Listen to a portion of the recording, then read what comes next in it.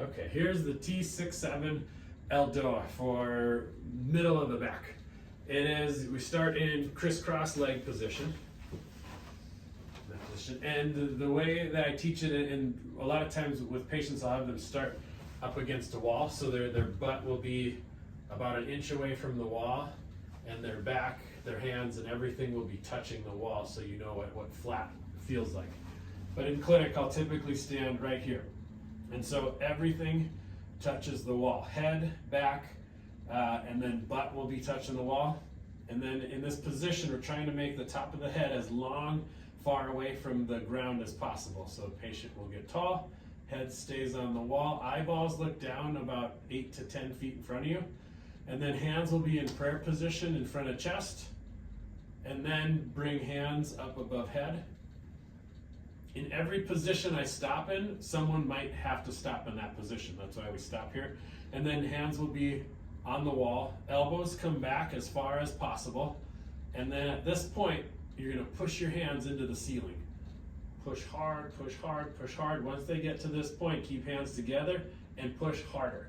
Typically, you'll feel something in the mid-back start to do a lot of work. And then I'm going to step away at this point. And the patient will stay there, or at home you'll get off the wall for 1 minute.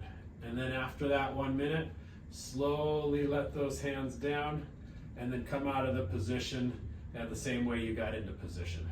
Occasionally it's taught that now you switch legs to the other crisscross and do it over again, but it's hard enough to do it one way. We don't need to do it twice if we can get away from it. So I usually just teach one way.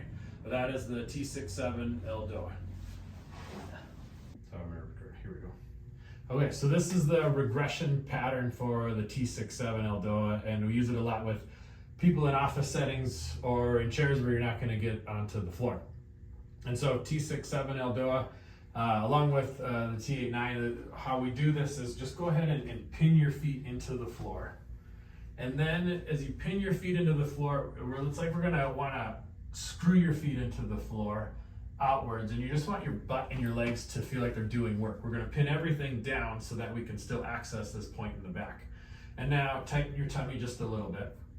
And so now we've locked everything in from the rib cage down into the floor.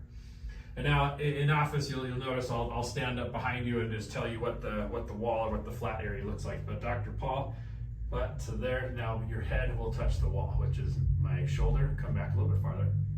And now eyeballs down about 10 feet in front of you here.